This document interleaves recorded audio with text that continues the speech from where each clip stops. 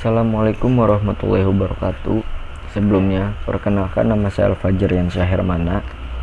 Saya perwakilan dari kelompok 84. Di sini saya akan membahas tentang literasi IT mengenai pemanfaatan teknologi dalam menunjang kegiatan belajar mengajar.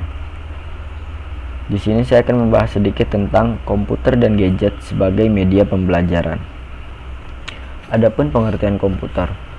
Komputer adalah alat yang dipakai untuk mengolah data menurut prosedur yang telah dirumuskan.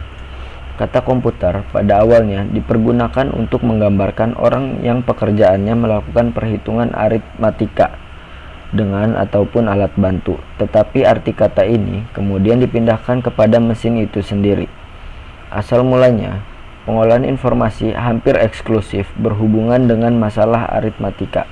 Tetapi komputer modern dipakai untuk banyak tugas yang tidak berhubungan dengan matematika. Adapun pengertian gadget. Gadget adalah suatu peranti atau instrumen yang memiliki tujuan dan fungsi praktis yang secara spesifik dirancang lebih canggih dibandingkan dengan teknologi yang diciptakan sebelumnya. Untuk kelebihan komputer dalam proses pembelajaran, yang pertama, menciptakan iklim belajar yang efektif bagi siswa yang lambat. Yang kedua, memacu efektivitas belajar bagi siswa yang cepat. Komputer dapat diprogram untuk dapat memberikan umpan balik terhadap hasil belajar siswa.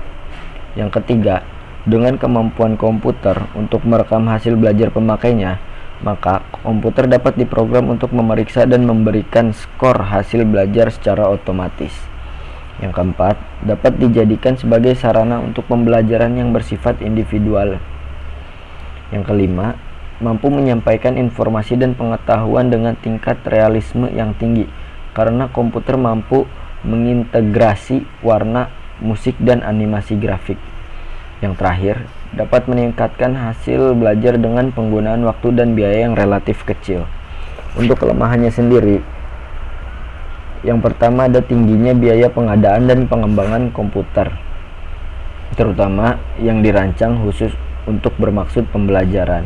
Yang kedua, pemeliharaan dan perawatan komputer yang meliputi perangkat keras dan perangkat lunak memerlukan biaya yang relatif tinggi. Yang ketiga, penggunaan sebuah program komputer biasanya memerlukan perangkat keras dengan spesifikasi yang sesuai. Perangkat lunak sebuah komputer seringkali tidak dapat digunakan pada komputer yang spesifikasinya tidak sama. Untuk kelebihan gadget dalam proses pembelajaran, yang pertama, siswa dapat bertanya kepada guru melalui media sosial. Yang kedua, guru dapat memberikan konsultasi pada siswa mengenai pelajaran. Yang ketiga, siswa terbantu dengan mudahnya informasi di internet. Yang keempat, guru dapat menghemat waktu untuk kegiatan pembelajaran berlangsung. Untuk kelemahan gadget dalam proses pembelajaran, gadget sebagai pendukung pembelajaran belum sepenuhnya bisa diterapkan ke sekolah-sekolah formal. Gadget di daerah pelosok yang masih sedikit jaringan internet akan terhambat. Yang ketiga, gadget sementara ini baru bisa diterapkan di perguruan tinggi, di sekolah formal, maupun di lembaga-lembaga lain. Untuk perguruan tinggi universitas terbuka sudah melaksanakan program gadget ini yang dikenal dengan pembelajaran jarak jauh atau yang biasa kita kenal belajar online. Yang terakhir, masih banyak siswa yang memanfaatkan internet bukan untuk proses pembelajaran, melainkan hanya untuk bermain-main di depan komputer atau gadget. Sini kita akan bahas sedikit tentang e-learning. E-learning adalah bentuk pembelajaran yang memanfaatkan teknologi elektronik, misalnya radio, televisi, film, komputer, dan internet. E-learning juga biasa disebut dengan Internet-enabled learning. Pembelajaran online terbagi menjadi dua, yaitu sinkronus dan asinkronus. Sinkronus bisa dilakukan di mana saja, tapi saat bersamaan.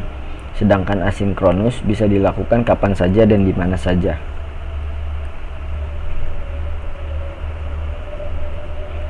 Untuk kelebihan e-learning, yang pertama merupakan media komunikasi yang efektif, cepat, tepat dan kredibel untuk menyampaikan materi e-learning dari seorang pakarnya. Yang kedua, mencakup area yang luas. Yang ketiga, peserta memperoleh visualisasi lengkap pembicaranya. Yang terakhir, bisa dilakukan kapan saja dan di mana saja. Untuk kekurangan e-learning sendiri, yang pertama, kecenderungan mengabaikan aspek akademik atau aspek sosial. Yang kedua, proses belajar dan mengajarnya cenderung ke arah pelatihan daripada pendidikan. Yang ketiga, siswa yang tidak mempunyai motivasi belajar yang tinggi cenderung gagal. Yang keempat, tidak semua tempat tersedia fasilitas internet.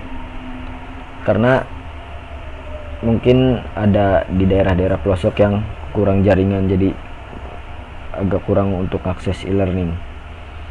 Untuk manfaat e-learning secara umum, yang pertama ada pembelajaran dari mana saja dan kapan saja. Yang kedua, bertambahnya interaksi pembelajaran antara peserta didik dengan guru atau instruktur.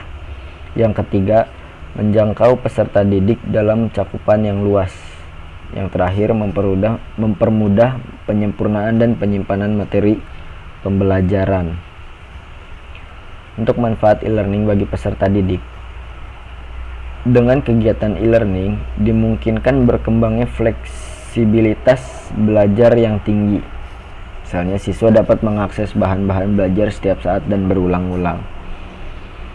Dan untuk manfaat e-learning bagi tenaga pendidik, yang pertama, guru atau dosen akan lebih mudah melakukan pembaruan atau update materi maupun model pengajaran sesuai dengan tuntunan perkembangan keilmuan yang terjadi.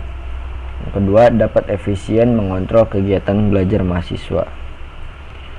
Mungkin hanya itu saja yang bisa saya sampaikan, mungkin bisa bermanfaat. Kurang lebihnya mohon maaf. Wassalamualaikum warahmatullahi wabarakatuh.